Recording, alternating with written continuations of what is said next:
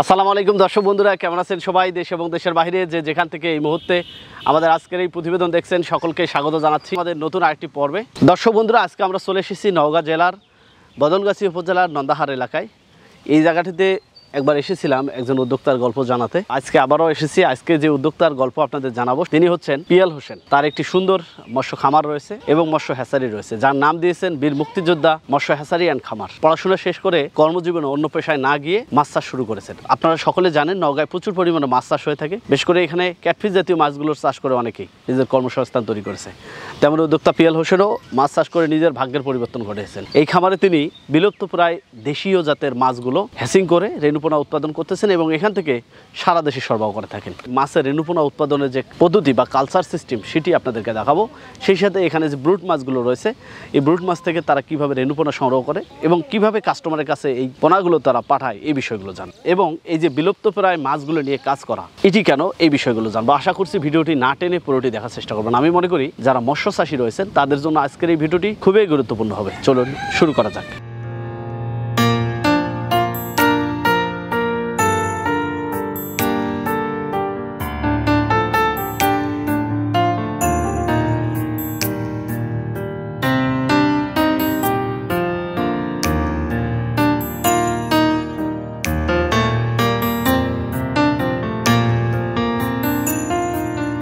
আসসালামু আলাইকুম। ওয়ালাইকুম সালাম ভাই, ভালো আছেন? আলহামদুলিল্লাহ, কেমন আছেন? ভালো আছি ভাই, ভালো আছেন? পিয়াল ভাই, আপনার শরীর স্বাস্থ্য ভালো আছে? হ্যাঁ, ভালো আছি ভাই। হাঁপাগুলোতে কি হচ্ছে? এই হাঁপাতে আপনি গুলশা টাংরা মাছের ডিম আছে ভাই। আর এগুলো তো আপনি শিঙের ডিম রাখি, পাঙ্গাসের ডিম এবং সিলভার বিকেট রুই মৃগেলের ডিম। এটাতে কি মাছ রাখছেন? এটা শিং মাছের বুট মাছ রাখছি ভাই। এখানে কত পিস ব্রুড আছে? এখানে প্রায় 500 পিস। 500 পিস? জি ভাই, 5 থেকে 6 কেজি রেণু পাওয়া যায়, মানে ডিম পাওয়া যায়। ডিম পাওয়া যাবে। সেই ডিম থেকে কি পরিমাণ পোনা হবে? সেই ডিম থেকে আপনার সর্বনিম্ন আপনার 10 লক্ষ রেণু পাওয়া যাবে, পোনা হবে। 10 লক্ষ? জি। এইবার কি প্রতি সপ্তাহে চলমান থাকে? এটা প্রতি সপ্তাহে চলমান। আমার হ্যাচারিতে অনেক দেখতেছেন বিভিন্ন আইটেমের মাছ প্রতি সপ্তাহে। সবগুলো দেখবে। এটাতে কি রাখছেন? এটা আপনার দেশি টাংরার বুট মাছ আছে, মা মাছ অনেক বড়। এটা হলো দেশি মাগুর। দেশি মাগুর? মানুষ বলে হারিয়ে যাচ্ছে দেশি মাগুর, মানে বলতেছে বিদেশি কোর্স। এটা দেখেন অরিজিনাল। কেউ যদি আপনি বিদেশি বলে আমাকে এরকম করে দিতে পারে তাহলে আমি তার জন্য 50,000 টাকা আমি জরিমানা দিব। সাইজগুলো তো মাশাআল্লাহ খুব সুন্দর হয়েছে। অরিজিনাল দেশি মাগুর আমার মা মাছ। এগুলো আমি 2 বছর ধরে মানুষের মতো যত্ন করে আমি এগুলো মাছ তৈরি করি ভাই। 2 বছরের পরিপুক্ত মা মাছ থেকে যদি আপনি ডিম নেন, সংগ্রহ করেন, তাহলে পুকুরের দিলে 100% পুকুরে প্রোডাকশন আসবে, পুকুরে ভালো রেজাল্ট পাবেন। 1 কেজি রেণুতে সর্বনিম্ন 70,000 বাচ্চা পাবেন মাগুর মাছের। এই 2 বছর লালন পালন করার পর কি একবারে নিতে পারবেন? হ্যাঁ, একবারে ডিম নিতে। এরপর আর নেওয়া যায়। এই মাছ পরবর্তীতে বাজারে বিক্রি করে দিই। বাহ, খুবই কঠিন একটা বিষয় কিন্তু। এগুলোতে কি আছে? এটা হলো আপনার শিং মাছের রেণু। ওই যে আপনি শিং দেখলেন, ওই শিং মাছের রেণু, মানে ডিম বের করার পর রেণু তৈরি হয়েছে এইখানে। জি জি, এখানে। এভাবে কি পানি চলমান থাকে? এখানে পানি আপনি 6 দিন কন্টিনিউ এভাবে পানি চালাতে হয়। 6 দিন? হ্যাঁ, 6 দিন। না হলে তো অক্সিজেন পাবে না। তাহলে দেখেন লক্ষ লক্ষ হাজার হাজার বাচ্চা, মানে হাজার হাজার বলতে ভুল, লক্ষ লক্ষ বাচ্চা, কোটি কোটি বাচ্চা এই হাউজে পড়ে আছে। এটা কি হচ্ছে? এটা আপনার গুলশা টাংরার বুট মাছ, মা এবং বাবা মাছ আছে ভাই এখানে, অনেক বড়। ন্যাচারালি করবে না? মানে ব্রিডিং করার পর ন্যাচারালি ছেড়ে দিয়ে ন্যাচারালি ডিম দেয়। তার মানে হরমোনটা দেওয়ার পরে পুরুষটার সাথে ওর মিলন হবে। সেম ভাবে কি শিঙেরও? সিংহ সেম ভাবে, শুধু মাগুর মাছটা ভিন্ন, মাগুর পাঙ্গাসটাই ভিন্ন, আলাদা ক্ষেত্রে। এটা কি মাছ? এটা আপনার অরিজিনাল ভিয়েতনাম শোল মাছ। একটু বিশাল সাইজের হয়েছে। জি জি, এটা আপনি 2-2.5 কেজি সাইজের ভাই। কি ধরা যায়? হ্যাঁ হ্যাঁ, ধরতে পারবেন। দেখেন কতটুকু ওজন হয়েছে? 2 কেজি ভাই। 2 কেজি? হ্যাঁ, 2 কেজি, একটাই 2 কেজি। এটা ব্রুড? হ্যাঁ, এটা বুট মাছ। এখানে কি মেল ফিমেল দুটো আছে? হ্যাঁ হ্যাঁ, এটা মহিলা মাছ আর ওটা ছোটরা ফিমেল মাছ। এটা কতদিন লালন পালন করছিলেন? এটা আপনি প্রায় 3 বছর। কি পরিমাণ ডিম পাওয়া যাবে এখান থেকে? এটা সর্বনিম্ন পেটে না হলো 2 লক্ষ বাচ্চা আছে। 2 লক্ষ বাচ্চা? ময়মনসিংহ মৎস্য গবেষণা স্যারেরা মানে সাকসেস হয়েছে। এখন ব্যক্তিগত লোকাল হাঁচারিতে অনেকেই খামারিতে মানে সাকসেস হতে পারে নাই, আর আমার কপালে হয়েছে সেই মাছটা ভাই, আলহামদুলিল্লাহ। এগুলো কি রাখছেন এখানে? এটা আপনার পোনা। এই আপনি দেখেন অরিজিনাল গুলশা মাছ। এই যে মাছ বুট মাছ দেখলেন, সে মাছের পোনা। এই অরিজিনাল সাদা, দেখেন সোনালী কালার।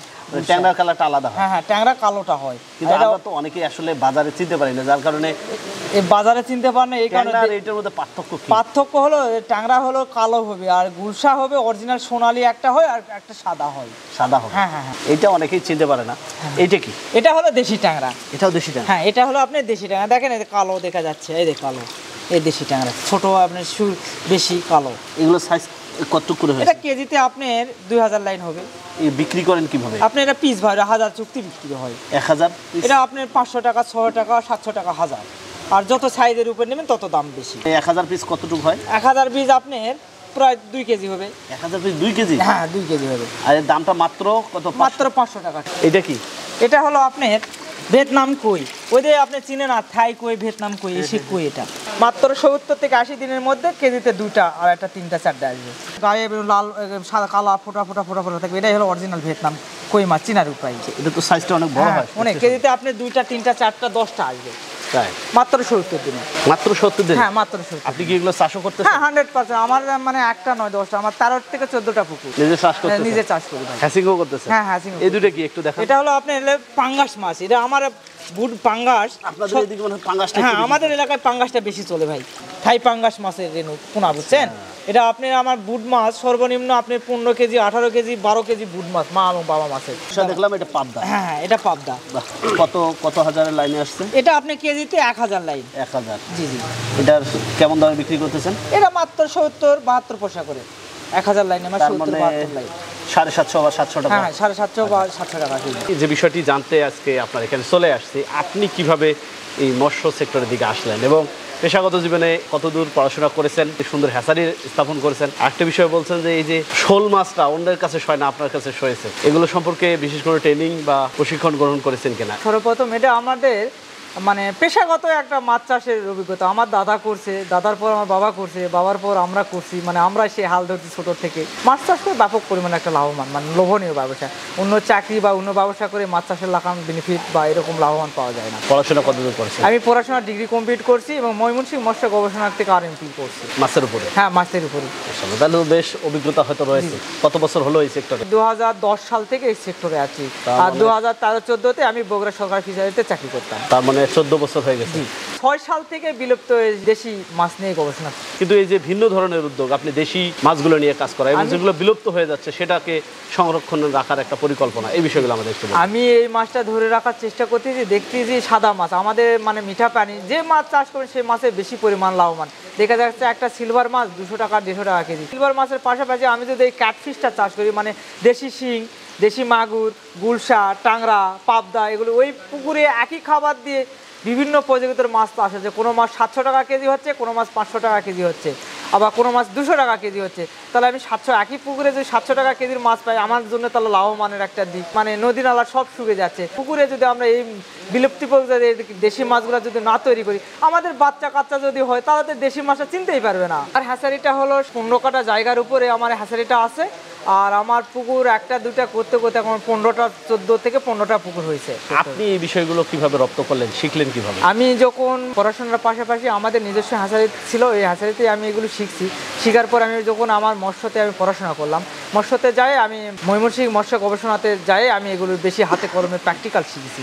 ডক্টর কোহিনুর রহমান বাংলাদেশ বেতার মনসিক বিভাগের একজন বড় স্যার, ওই স্যারই আমার সবচেয়ে বেশি হেল্প করছে। আমার জীবনে দেখছি অনেক খামারি, মানে লক্ষ লক্ষ খামারি গ্রামগঞ্জ ছেড়ে মাছ চাষ করে লস হয়ে যায়, প্যালে চলে যায়। হাতে হাত মিলায় অনেক খামারি দেখছি লক্ষ, এখন কোটি কোটি টাকার মালিক। এই দীর্ঘদিনের মাছ চাষে এসে নিজের কি পরিবর্তনটা ঘটেছে? আমি নিজেই পরিবর্তন করছি। আজ থেকে 10 বছর আগে যা ছিলাম তার 5 গুণ। আমার এই প্রতিষ্ঠানটা আমি নিজের রক্ত ঘামানো টাকা দিয়ে তৈরি করছি মাছ চাষ করে। আমার বাজারে জমি করছি, মাঠে ঘাটে অনেক, এটাই সচ্ছলভাবে চলছি। পাশাপাশি একটা আমার এখান থেকে সামথিং কিছু রাখে আমি একটা মহিলা মাদ্রাসা তৈরি করছি। মহিলা মাদ্রাসা আমার বাচ্চা কাচ্চা তৈরি করতেছি আলহামদুলিল্লাহ। কিন্তু আপনাদের এলাকায় মাছ চাষ হয়, আপনার ছোটকাল থেকে এটার একটা অভিজ্ঞতা রয়েছে এবং নিজেও করতেছেন। এখানে কিভাবে কি করতে হয় আপনার বেশ অভিজ্ঞতা হয়েছে। যারা ক্যাটফিশ জাতীয়, বিশেষ করে এই যে শিং, মাগুর, পাবদা, গুলশা, এই মাছগুলো পুকুরে চাষ করতে চায় বাণিজ্যিকভাবে, তাদের উদ্দেশ্যে কি বলবেন, কিভাবে এই চাষটা শুরু করা যেতে পারে? বাংলাদেশের যে অঞ্চলের মাটি হোক, আল্লাহর এমন একটা পদতক একটা মাটি, সব মাটিতে আমাদের মাছ চাষ হবে। শুধু সামুদ্রিক মানে যেগুলো সমুদ্র এলাকা, হাওরের পানি ওঠে, এই এলাকাতে একটু নোনা পানিটা বেশি হয়, তো এই কারণে ওদের গলদা চিংড়ি, আপনার পাবদা হয়, আপনি অন্য অন্য আইটেমের বাংলা মাছগুলো ভালো হয় মানে হয়। আর আমাদের মিঠা পানি যেগুলোতে সেগুলো নিঃসন্দেহে আপনি ক্যাটফিশ চাষ করা যাবে। চাকরির পিছিয়ে কেন দৌড়িবে? একটা চাকরি করতে গেলে 10 লাখ 15 লাখ টাকা ঘুষ দিতে হচ্ছে, তারপর মেধা হচ্ছে না, বিভিন্ন পলিসিতে পড়ে মানুষ নষ্ট হয়ে যাচ্ছে। ওই 10-15 লক্ষ টাকা দিয়ে যদি একটা ছোট্ট পরিশোধে একটা খামারে যদি একটু মাছ চাষ করতে তৈরি করতে যায়, ওই চাকরির 5 গুণ বেনিফিট পাবে। আমি যখন চাকরি করেছিলাম, আমি চাকরি না করা না, আমি একজন গ্র্যাজুয়েশন ডিগ্রি কমপ্লিট একজন ছেলে চাকরি করছিলাম। আমি দেখি আমার মাস শেষে 10,000 টাকাও আমার পক্ষে থাকে না।